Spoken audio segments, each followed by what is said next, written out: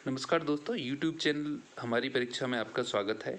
और आज मैं आपके लिए एक बहुत अच्छी खबर लेके आया हूँ और खबर ये है कि उत्तर प्रदेश विधान परिषद सचिवालय लखनऊ ने समीक्षा अधिकारी, अपर निजी सचिव और सुरक्षा सहायक समेत कुछ वैकेंसीज निकाली हैं, जिन वैकेंसीज की कुल संख्या 73 है, यानी 73 है। ठीक है, चलिए इनके बारे में आज हम बात करेंगे। और ऑनलाइन आवेदन की जो प्रक्रिया है वो आज से प्रारंभ भी हो गई है। चलिए ठीक है, आज हम इसको डिस्कस करते हैं। तो जैसा कि आप देख पा रहे हैं कि जो नोटिफिकेशन है ये 17 सितंबर 2020 का है और ये नोटिफिकेशन जारी किया गया है उत्तर प्रदेश विधान परिषद सचिवालय लखनऊ ने। ठीक है, अभी हम देखेंगे कौन कौन सी वैकेंसीज हैं और वैकेंसीज की क्या क्या संख्या है। ठीक है, इसके बारे में हम आगे देखेंगे, लेकिन सबसे पहले हम देखते हैं कि ऑनलाइन आवेदन प्रारंभ होने की जो तिथि है वो 18 सितंबर 2020 है। मतलब कि आज से आप ऑनलाइन आवेदन शुरू कर सकते हैं। और रजिस्ट्रेशन जो इस परीक्षा के लिए होना है उसकी लास्ट डेट जो है वो 12 अक्टूबर 2020 है। ठीक है, यानी कि लगभग 24 दिन आपके पास हैं रजिस्ट्रेशन करने के लिए। लेकिन मैं ये कहूँगा कि आप जल्दी से जल्दी अपना रजिस्ट्रेशन कर लीजिए। ठीक है, चलिए उसके बाद देखते हैं कि ऑनलाइन परीक्षा शुल्क जमा किए जाने की जो अंतिम तिथि है वो है 13 अक्टूबर और ऑनलाइन आवेदन पत्र स्वीकार करने की जाने की जो अंतिम तिथि है वो 16 अक्टूबर है। ठीक है, तो इन डेट्स को आप ज़रा देख लीजिए और मैं तो ये कहूँगा कि आप जल्दी से जल्दी इसमें रजिस्ट्रेशन करके अपना फॉर्म सबमिट कर दीजिए। ठीक है, अब हम देखते हैं आगे महत्वपूर्ण सूचनाएं क्या हैं। ठीक है, अब महत्वपूर्ण सूचनाओं को हम डिस्कस करते हैं। ठीक है, अब देखिए, इस विज्ञापन में सम्मिलित सभी पदों के लिए पृथक पृथक आवेदन पत्र प्रस्तुत किया जाना है तथा प्रत्येक पद के लिए पृथक पृथक परीक्षा शुल्क भी दिया जाना अपेक्षित है। मतलब ऐसा पहली बार हो रहा है। आप देख रहे होंगे कि अगर आपको अलग अलग पदों के लिए आवेदन करना है तो आपको हर एक पद के लिए अलग अलग एप्लीकेशन सबमिट करनी होगी और हर एप्लीकेशन के साथ आपको अलग अलग परीक्षा शुल्क भी देना होगा। ठीक है, चलिए अब दूसरे पॉइंट को हम देखते हैं। इस विज्ञापन में सम्मिलित पदों हेतु निर्धारित शैक्षिक अर्हताओं को प्राप्त करने हेतु यदि कोई अभ्यर्थी अंतिम वर्ष की परीक्षा में शामिल हो रहा है तो वह भी आवेदन करने का पात्र है, किंतु प्रारंभिक परीक्षा की तिथि तक उक्त अर्हता में उत्तीर्ण होने से संबंधित प्रमाण पत्र अंक पत्र प्राप्त हो जाना आवश्यक है। चलिए इस पॉइंट को समझते हैं। देखिए, अगर किसी पद के लिए कोई शैक्षिक योग्यता चाहिए और आप उसके फाइनल ईयर में हैं तो अभी तो आप अप्लाई कर सकते हैं, लेकिन जिस दिन तक आपकी प्री जो एग्ज़ाम होगा, मतलब प्रारंभिक जो एग्ज़ाम होगा, उस दिन तक आपके पास या तो उसका सर्टिफिकेट होना चाहिए या उस योग्यता की आपके पास मार्कशीट होनी चाहिए। ठीक है, चलिए अगला पॉइंट डिस्कस करते हैं। प्रारंभिक परीक्षा से संबंधित आवेदन पत्र के साथ किसी भी प्रकार के शैक्षिक अभिलेखों की प्रतियां संलग्न करना अपेक्षित नहीं है। मतलब कि जब आप फॉर्म सबमिट करेंगे तो उसके साथ आपको कोई भी आपके एकेडमिक रिकॉर्ड्स जो हैं, शैक्षिक अभिलेख जो हैं, उनको नहीं लगाना है। मतलब आपको सिर्फ फॉर्म सबमिट करना है, कोई भी आपको मार्कशीट वगैरह उसके साथ नहीं लगाना है। ठीक है, अगला पॉइंट डिस्कस करते हैं। पॉइंट नंबर 4, परीक्षा में सफल होने वाले अभ्यर्थियों को मुख्य परीक्षा होती प्रतीक से आवेदन पत्र जमा करना होगा एवं प्रत्येक से परीक्षा शुल्क भी देना होगा। चलिए ठीक है, अगर देखिए, अगर आप प्री एग्ज़ाम आपका क्लियर हो जाता है तो आपको अगेन जैसे कि यूपीपीएससी करवाती है, प्री के बाद आपको फिर से मेंस एग्ज़ाम के लिए रजिस्ट्रेशन करना होगा। ठीक है, उसी हिसाब से आपको फिर इसके लिए भी आवेदन करना होगा। फ़ोटो और हस्ताक्षर ऑनलाइन अपलोड किए जाना आवश्यक है। चलिए, ये 5 महत्वपूर्ण सूचनाएं थी जिनको आप समझ गए होंगे। ठीक है, अब आगे बढ़ते हैं। विशेष सूचना ये है कि बैंक में शुल्क जमा करने की अंतिम तिथि तक अभ्यर्थियों द्वारा निर्धारित शुल्क जमा करने की स्थिति में ही उनका आवेदन पत्र स्वीकार किया जाएगा। यदि निर्धारित अंतिम तिथि के उपरांत बैंक में शुल्क जमा किया जाता है तो अभ्यर्थी का आवेदन पत्र स्वीकार नहीं किया जाएगा। ये पॉइंट बहुत अपने आप में बहुत क्लियर है। ठीक है, कि आपको लास्ट डेट तक बैंक में फ़ीस जमा करनी है। अगर आपने फ़ीस जमा नहीं की है तो आपका आवेदन पत्र स्वीकार नहीं किया जाएगा। ठीक है, जमा किया गया शुल्क किसी भी स्थिति में वापस नहीं होगा। ठीक है, ये पॉइंट दोनों अपने आप में बहुत क्लियर हैं। ठीक है, निर्धारित अंतिम तिथि तक शुल्क जमा किया जाना और निर्धारित अंतिम तिथि तक आवेदन प्रस्तुत किया जाना अभ्यर्थी का दायित्व है। ठीक है, ये तीनों पॉइंट आप समझ गए हैं। ठीक है, अब आगे देखते हैं। देखिए, पॉइंट नंबर 4 को डिस्कस करते हैं। और पॉइंट नंबर 4 क्या है कि ऑनलाइन आवेदन हेतु अभ्यर्थियों को निर्धारित कॉलम में अपना मोबाइल नंबर और मान्य ईमेल आईडी अंकित करना होगा। उसके बिना रजिस्ट्रेशन पूर्ण नहीं होगा। मतलब कि आपको अगर आवेदन करना है तो आपको मोबाइल नंबर और अपना ईमेल आईडी आपको प्रोवाइड कर रहा ही होगा। ठीक है, अगला पॉइंट नंबर 4 डिस्कस करते हैं। अभ्यर्थी द्वारा अंकित मोबाइल नंबर पर सभी सूचनाएं। अच्छा देखिए, अब ये आपको क्यों रजिस्ट्रेशन, मोबाइल नंबर और ईमेल आईडी रजिस्ट्रेशन करना क्यों ज़रूरी है? क्योंकि अगर आपको कोई, ये सचिवालय आपको कोई न्यूज़ देना चाहता है या आपको अपडेट करना चाहता है, तो आपको आपके मोबाइल पे SMS द्वारा या आपको ईमेल आईडी द्वारा आपको अपडेट कर सकता है। ठीक है, पॉइंट नंबर 6 देखते हैं। भर्ती से संबंधित निर्देश और आवेदन पत्र आधिकारिक वेबसाइट upvps.recruitment.org आप देख पा रहे हैं। ठीक है, आप इस आधिकारिक वेबसाइट से दिनांक 18 सितंबर 2020 मतलब आज से उपलब्ध हो गए हैं जो भी दिशा निर्देश हैं, आप जाकर इनको देख सकते हैं। ठीक है, और देखिए जो एप्लीकेशन फॉर्म्स हैं वो सिर्फ ऑनलाइन ही स्वीकार किए जाएंगे, और किसी माध्यम से या और किसी मीन्स से अगर आप आवेदन पत्र भेजना चाहते हैं तो वो नहीं स्वीकार किए जाएंगे। ठीक है, आगे देखते हैं। जब आप वेबसाइट पर क्लिक करेंगे तो विज्ञापन संबंधी अधिसूचना, रजिस्ट्रेशन प्रपत्र एवं आवेदन पत्र स्वतः प्रदर्शित हो जाएंगे, जिसके निम्नलिखित 3 भाग हैं। देखिए, जो नोटिफिकेशन है उसमें यूज़र इंस्ट्रक्शंस हैं, एक एडवर्टाइजमेंट है, ठीक है, और एक आवेदन पत्र जो आप अप्लाई करके आप आगे जा सकते हैं। ठीक है, अब देखिए इसके जो एप्लीकेशन सबमिट करने के स्टेजेस क्या क्या हैं। देखिए, पहले सबसे पहला स्टेज है प्रथम स्तर। आपको सबसे पहले रजिस्ट्रेशन करना होगा, जैसा कि आप देख पा रहे हैं। रजिस्ट्रेशन के लिए बेसिक रजिस्ट्रेशन फॉर्म प्रदेश वहाँ पे आपको दिखाई देगा। ठीक है, आप बेसिक रजिस्ट्रेशन फॉर्म भरने के बाद उस पर सबमिट बटन पर क्लिक करेंगे। ठीक है, उसके बाद आप सारी सूचनाओं को देख लेंगे। अगर आपको लगता है कि इसमें कुछ चेंज करने की ज़रूरत है तो वहाँ पे एक एडिट बटन है, उस पर आप क्लिक करके सूचनाएं देख लें और आप उसको अमेंड कर सकते हैं। ठीक है, उसके बाद सेकंड स्टेज आएगा आपका रजिस्ट्रेशन होने के बाद। ठीक है, सेकंड स्टेज है कि आपको फीस जमा करनी है बैंक में। ठीक है, तो उसमें आपको, ये देखिए सेकंड स्टेज है परीक्षा शुल्क के भुगतान हेतु वेबसाइट पर दिए गए लिंक के माध्यम से स्टेट बैंक कलेक्ट। देखिए, इसकी जो फीस जमा होगी वो सिर्फ स्टेट बैंक के माध्यम से उसकी फीस कलेक्ट की जा रही है, तो आप इसको देख सकते हैं। ये सेकंड स्टेज है। ठीक है, ये कुछ आपके लिए कुछ स्क्रीनशॉट्स दिए गए हैं ताकि आपको फीस डिपॉजिट करने में आसानी रहे। ठीक है, आप इसको देख सकते हैं। ये परीक्षा शुल्क भुगतान का है। ठीक है, ऐसे ड्रॉप डाउन मेनू आएगा आपके पास सामने, तो आप उसमें जाके अपना फीस जमा कर सकते हैं। चलिए ठीक है, ये स्क्रीनशॉट्स आपने देख लिए और इसका PDF मैं आपको प्रोवाइड करा दूंगा। ठीक है, हमारे टेलीग्राम चैनल पर भी और इसके डिस्क्रिप्शन लिंक में भी, जिससे कि आप इसको अच्छे से नोटिफिकेशन को समझ सकते हैं। ठीक है, चलिए अब आगे देखते हैं। ये आपका फर्स्ट हो गया, फर्स्ट स्टेज हो गया कि आपने फीस रजिस्ट्रेशन कर दिया और अपनी फ़ीस जमा कर दी। उसके बाद आपको डिटेल्ड एप्लीकेशन फॉर्म भरना पड़ेगा सेकंड स्टेज में जाके। ठीक है, इसमें क्या है, proceed for final submission of application form, मतलब आपको फाइनल जो एप्लीकेशन भरना है जिसमें आपको फ़ोटो लगाना है, आपको आपके सिग्नेचर्स स्कैन करके अपलोड करने होंगे। ठीक है, उसको देख लीजिएगा। ठीक है, तो ये सेकंड स्टेज आएगा आपको। यहाँ पे जाके आपको एक, जब आप पूरी ये सारा एप्लीकेशन भर देंगे तो वहाँ पे एक प्रीव्यू बटन भी होगा जिसमें आप अपनी इन्फॉर्मेशन देख सकते हैं कि आपने क्या क्या इन्फॉर्मेशन प्रोवाइड की हैं। ठीक है, उसके बाद अपना आप फॉर्म को सबमिट कर सकते हैं। अब देखिए, आवेदन शुल्क के बारे में चर्चा करते हैं। देखिए ऐसा पहली बार हो रहा है कि इतना आवेदन लिया जा रहा है। यद्यपि आप देखिए 1050 रुपये लिए जा रहे हैं सामान्य वर्ग से, और OBC से भी सेम है, जबकि अनुसूचित जाति और जनजाति से 800 रुपये, और आर्थिक रूप से कमजोर वर्ग यानी EWS कैटेगरी जो है उससे भी 1050 रुपये लिए जा रहे हैं, आप देख पा रहे हैं। ठीक है, दिव्यांगजन से कोई शुल्क नहीं है, केवल उनसे 50 रुपये लिए जाएंगे जो कि ऑनलाइन प्रक्रिया शुल्क होगा। और स्वतंत्रता संग्राम सेनानी के जो आश्रित हैं, जो जिस कैटेगरी में भी फॉल करते हैं 1 से लेकर 5 तक, आप उनको देख सकते हैं।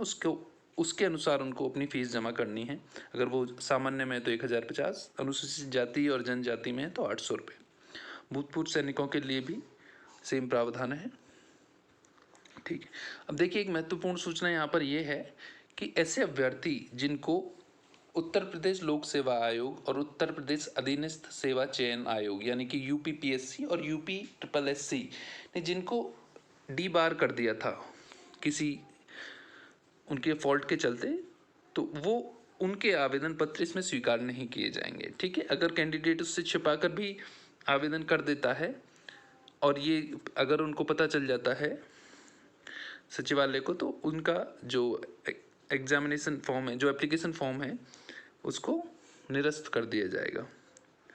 ठीक है। अच्छा देखिए, अब इसमें संशोधन की बात कर रहा है कि अगर आपने आवेदन में कोई संशोधन करना है, ठीक है, तो देखिए ऑनलाइन आवेदन प्रस्तुत करने के उपरांत यदि अभ्यर्थी को आवेदन में किसी त्रुटि का ज्ञान होता है और अभ्यर्थी पूर्व प्रस्तुत आवेदन में कोई संशोधन करना चाहता है, तो वह आवेदन करने की अंतिम तिथि तक द्वितीय आवेदन प्रस्तुत कर सकता है। ठीक है, आप समझ गए कि अगर आपको लगता है कि आपने फॉर्म में कोई गलती कर दी है तो आपको दूसरा फॉर्म भरना है। ठीक है, और अगर आपने उसमें फीस का भुगतान कर दिया है तो आपको फिर से दोबारा फीस देनी है, पहली वाली फीस आपको वापस नहीं की जाएगी। ठीक है, चलिए, और अगर कैंडिडेट ने 2 आवेदन किए हैं तो जो उसका लास्ट वाला जो अंतिम आवेदन है वही स्वीकार किया जाएगा और उससे पहले वाले जो भी आवेदन हैं वो सारे निरस्त माने जाएंगे। ठीक है, अब देखिए पदों के बारे में हम थोड़ा बात करते हैं, कौन कौन से पद हैं। देखिए आप इसमें समीक्षा अधिकारी के पद हैं, देखिए 19 पद हैं समीक्षा अधिकारी के, जिसमें आप देख सकते हैं अनारक्षित हैं 10, अन्य पिछड़ा वर्ग 5, अनुसूचित जाति 3 और ईडब्ल्यूएस कैटेगरी के लिए 1 पद है। अपर निजी सचिव के 3 पद हैं, आप देख सकते हैं कैटेगरी वाइज उनकी जो आरक्षण की स्थिति है उसके हिसाब से देख सकते हैं क्या क्या है उनके लिए। वृत्त लेखक 9 पद हैं, समीक्षा अधिकारी लेखा 1 पद है, शोध सहायक 3 पद है, सुरक्षा सहायक पुरुष 5 पद हैं और सुरक्षा सहायक महिला के लिए 1 पद है। संपादक के लिए 1 पद है, विशेष कार्याधिकारी प्रकाशन के लिए 1 पद है और अनुसेवक के लिए 10 पद हैं। ठीक है, तो ये टोटल मिला के जो वैकेंसीज होती हैं ये होती हैं 73। ठीक है, चलिए 73 वैकेंसीज हैं, आप देख सकते हैं। आप अपने हिसाब से, अभी हम शैक्षिक योग्यताओं को डिस्कस करेंगे कि आप कौन कौन सी कैटेगरी के लिए अप्लाई कर सकते हैं। इंपॉर्टेंट पॉइंट ये है कि रिक्तियों की संख्या घट या बढ़ सकती है, मतलब वैकेंसी कम भी हो सकती हैं और ज़्यादा भी हो सकती है। आरक्षण की स्थिति आप देख ही रहे होंगे, जो आरक्षण है वो जैसे नॉर्मल प्रक्रिया में मिलता है उसी प्रक्रिया में है आरक्षण। ठीक है, अब आगे देखते हैं। चलिए, जो छूट यहाँ पे एक्स सर्विसमैन को मिलती है या तो आप देख सकते हैं उनके लिए जो क्लॉजेज हैं वो आप सभी पढ़ सकते हैं। इसका मैं PDF आपको उपलब्ध करा दूंगा हमारे टेलीग्राम चैनल हमारी परीक्षा में। ठीक है, और इस वीडियो के डिस्क्रिप्शन बॉक्स में भी। चलिए आगे बढ़ते हैं। वैवाहिक स्थिति, जैसा कि जनरली आयोग की सभी वैकेंसीज में होता है कि वैवाहिक पुरुष हैं। ठीक है, लेकिन जिसकी 1 से अधिक पत्नियां हैं वो उसके लिए एलिजिबल नहीं है, या जिस औरत ने विवाह किया किसी इंसान से जिसकी 1 से पहले से ही 1 पत्नी है, तो वो भी इसके लिए पात्र नहीं होंगे जब तक कि राज्यपाल द्वारा उसे छूट न दी गई हो। ठीक है, अब शैक्षिक अर्हता की बात करते हैं। अब देखिए इसमें पोस्ट वाइज अलग अलग हैं शैक्षिक अर्हताएं हैं, उनको हम डिस्कस करेंगे। विशेष कार्याधिकारी प्रकाशन, ठीक है, अब इसको देखते हैं। भारत में विधि द्वारा स्थापित किसी विश्वविद्यालय से साहित्य या सामाजिक विषय में स्नातकोत्तर यानी कि PG किया हो। ठीक है, चलिए आगे देखते हैं। अब हम देखते हैं संपादक के लिए। भारत में विधि द्वारा स्थापित किसी विश्वविद्यालय से साहित्य या सामाजिक, सेम वही है, स्नातकोत्तर की उपाधि हो।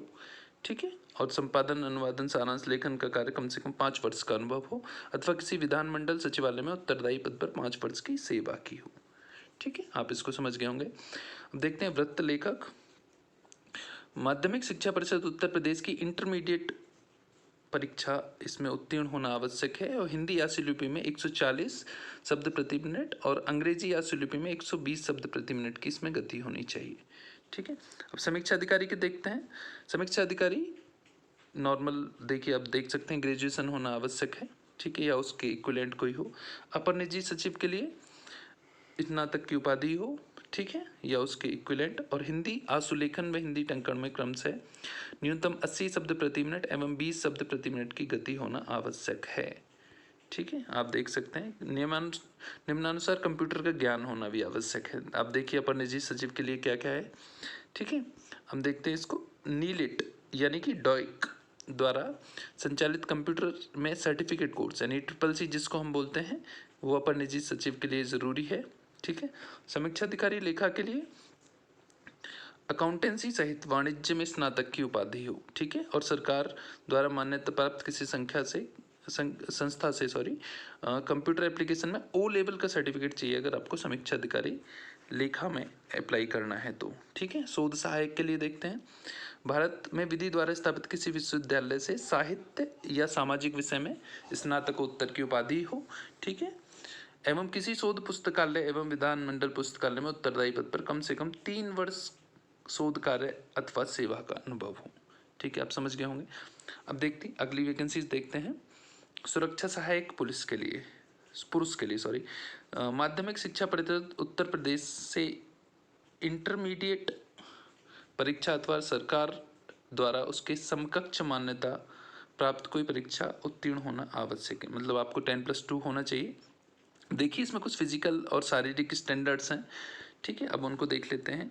हाइट 1.68 सेंटीमीटर होना चाहिए कम से कम। 59 kg वेट्स होना चाहिए। आपका चेस्ट 86 सेंटीमीटर और फुला के 91 हो। ठीक है, ऐसे अभ्यर्थियों को अधिमान प्रदान किया जाएगा जिनके पास सेना, नौसेना, वायुसेना, पुलिस, प्रांतीय सशस्त्र पुलिस यानी कि PAC, यानी इन सब सेवाओं में जो जिनको अनुभव है उनको यहाँ पे प्रायोरिटी दी जाएगी। वहीं देखिए सुरक्षा सहायक महिला के लिए इंटरमीडिएट होना आवश्यक है। ठीक है, फिजिकल स्टैंडर्ड्स 1.52 सेंटीमीटर्स मैदानी क्षेत्र के लिए, और पर्वतीय क्षेत्र के लिए जो हाइट है ये 1.47 सेंटीमीटर्स है। ठीक है, सेम इसमें भी अगर कोई PAC या पुलिस में है तो उनको यहाँ पे प्रायोरिटी दी जाएगी। अनुसेवक के लिए कक्षा 5 आप देख सकते हैं, सिर्फ कक्षा 5 की परीक्षा उत्तीर्ण होना आवश्यक है। ठीक है, अब देखिए वेतनमान देखते हैं हम इसका। ये जो वैकेंसीज हैं पे मैट्रिक्स लेवल 1 से लेके 12 तक की वैकेंसीज हैं। ठीक है, अब देख रहे हैं समीक्षा अधिकारी इसमें पे मैट्रिक्स लेवल 8 का है। विशेष कार्यकारी अधिकारी प्रकाशन पे मैट्रिक्स लेवल 12 का है। ठीक है, आप इसमें देख सकते हैं सभी को। ठीक है, ये इनका वेतन है। ठीक है, आगे बढ़ते हैं। अब देखिए इसमें अधिमानी अर्हता मीन्स किसको इसमें अधिमान दिया जाएगा, मतलब किसको आप प्रेफरेंस देंगे। ऐसे लोग जिन्होंने प्राधिक सेना में न्यूनतम 2 वर्ष तक सेवा की हो, जिनके पास NCC का B सर्टिफिकेट हो, या जिन्होंने स्टेट लेवल पे किसी गेम में रिप्रेजेंट किया हो, उनको इसमें प्रायोरिटी दी जाएगी। ठीक है, शारीरिक स्वस्थता देख सकते हैं हम इसमें। किसी अभ्यर्थी को सेवा में किसी पद पर तब तक नियुक्त नहीं किया जाएगा जब तक कि उसका मानसिक और शारीरिक दृष्टि से स्वास्थ्य अच्छा ना हो और वह किसी ऐसे शारीरिक दोष से मुक्त ना हो। ठीक है, आप देख सकते हैं कि आपका फिजिकल और मेंटल स्टैंडर्ड अच्छा होना आवश्यक है। ठीक है, चलिए आगे देखते हैं। अब आयु सीमा को देखते हैं। ठीक है, आयु सीमा आप जनरली जैसा आप देख पा रहे हैं इसमें आयु सीमा 21 सबसे कम है 18 अनुसेवक के लिए, और उसके बाद फिर 21 से लेके 40 अधिकतम जो आयु सीमा है आप देख पा रहे हैं 40 साल है। ठीक है, तो 21 से 40 साल। बाकी विशेष कार्य अधिकारी प्रकाशन के लिए न्यूनतम जो एज है वो 30 साल होनी चाहिए और अनुसेवक के लिए 18 साल होनी चाहिए, जबकि अपर लिमिट सभी के लिए 40 साल है। ठीक है, और ये जो एज कैलकुलेशन जो किया जाएगा ये 1 जुलाई 2020 को किया जाएगा, उसके हिसाब से आप देख सकते हैं। उसके बाद देखिए जो छूट है, जो एज रिलैक्सेशन जो मिलेगा अनुसूचित जाति अनुसूचित जनजाति उत्तर प्रदेश को, वही है जो स्टैंडर्ड रहता है। 5 साल है अनुसूचित जाति जनजाति के लिए। खेलों में कुशल खिलाड़ी हेतु 5 साल है। उत्तर प्रदेश राज्य कर्मचारी जो उत्तर प्रदेश सरकार की नौकरी ऑलरेडी कर रहे हैं उनके लिए 5 वर्ष का है। ठीक है, उत्तर प्रदेश बेसिक शिक्षा परिषदीय शिक्षक श्रेणोत्तर कर्मचारी हेतु 5 साल है। उत्तर प्रदेश के अनुदानित माध्यमिक विद्यालयों में कार्यरत शिक्षक कर्मचारियों हेतु 5 साल है। उत्तर प्रदेश के समाज के दिव्यांग, यानी आप देख सकते हैं ये इनके लिए 15 वर्ष की छूट प्रदान की गई है। ठीक है, चलिए हम इसको आगे देखते हैं। उत्तर प्रदेश के आपात कमीशन प्राप्त अधिकारियों के लिए, यानी कि भूतपूर्व सैनिक जो होते हैं उनके लिए ये इसमें एज रिलैक्सेशन 5 वर्ष का ही है। भूतपूर्व सैनिकों को समूह ग एवं घ means group C and group D, पहले जो ग्रुप डी हुआ करता था उसमें 3 वर्ष की छूट है, जिसमें से उनकी सेवा अवधि को घटा के कैलकुलेट किया जाएगा। ठीक है, ओके, आगे देखते हैं। परीक्षा हेतु कुछ महत्वपूर्ण सूचनाएं हैं। ठीक है, अब उनको जरा हम देखते हैं आगे क्या क्या सूचनाएं हैं। सबसे पहले देखते हैं, प्रारंभिक परीक्षा में सफल होने वाले अभ्यर्थियों को मुख्य परीक्षा हेतु पुनः ऑनलाइन आवेदन प्रस्तुत करना होगा। ठीक है, जैसा कि आपको मैंने पहले ही बताया था कि आपको प्री क्लियर होने के बाद मेंस के लिए फिर से आपको ऑनलाइन आवेदन करना होगा और उसके लिए फिर से फीस भी देनी होगी। ठीक है, अच्छा ठीक है।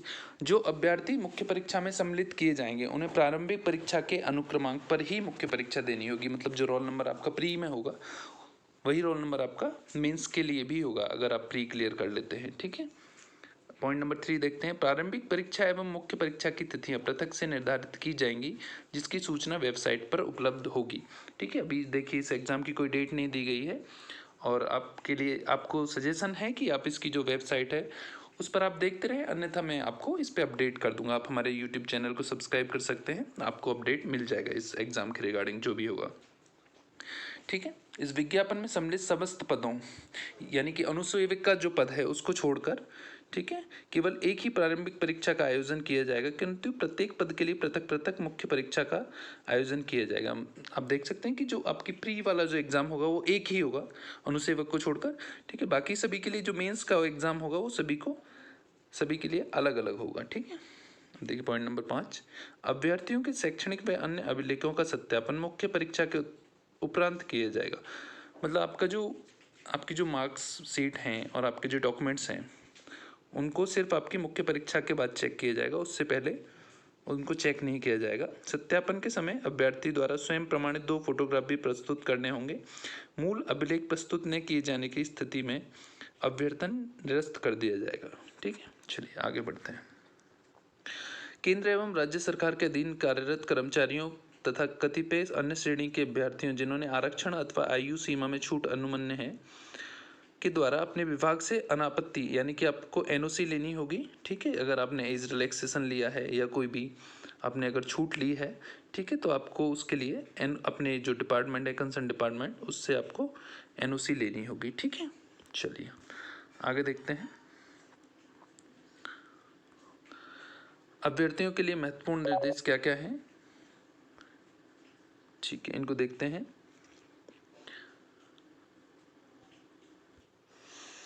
चलिए देखिए निर्देश क्या क्या हैं। किसी भी अभ्यर्थी द्वारा आवेदन पत्र में गलत तथ्यों का उल्लेख किए जाने या जिनकी प्रमाण पत्र के आधार पर पुष्टि नहीं की जाती है, ठीक है, अगर आप कोई गलत इन्फॉर्मेशन देते हैं तो आपको 5 वर्ष के लिए डीबार किया जाएगा। मतलब आगे आपको 5 वर्ष के लिए कोई परीक्षा नहीं देने दी जाएगी। ठीक है, ऑनलाइन आवेदन करने की अंतिम तिथि तक ही श्रेणी, उपश्रेणी, निवास प्रमाण पत्र, लिंग, जन्म तिथि, नाम व पता से संबंधित जो दावा होगा वही मान्य होगा। अंतिम तिथि के उपरांत इस संबंध में परिवर्तन संबंधी कोई प्रार्थना अनुमन्य नहीं होगी। ठीक है, जो भी आपको सर्टिफिकेट वर्टिफिकेट बनवाना है उससे पहले बनवाइए और वही फाइनल होगा। ठीक है, गलत एवं भ्रामक सूचना प्रस्तुत करने पर अभ्यर्थन निरस्त कर दिया जाएगा।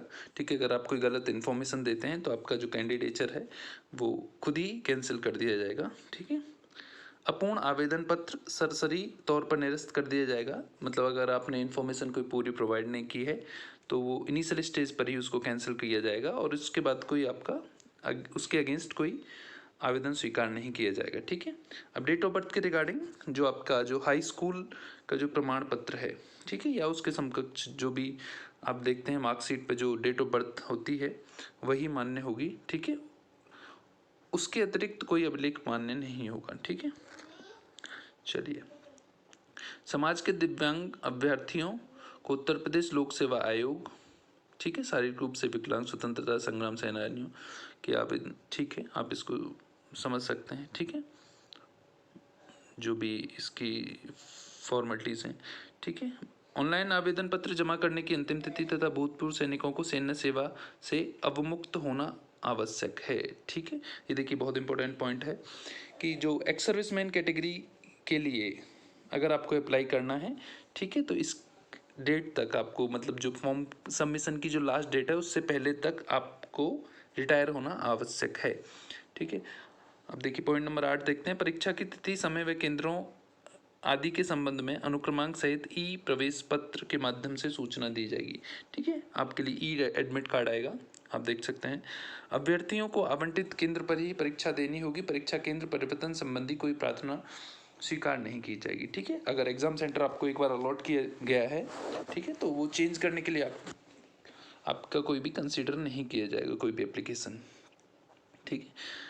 जो अभ्यर्थी कालांतर में भी विज्ञापन की शर्तों के अनुसार अर्ह नहीं पाए जाएंगे, उनका अभ्यर्थन या चयन निरस्त कर दिया जाएगा, ठीक है।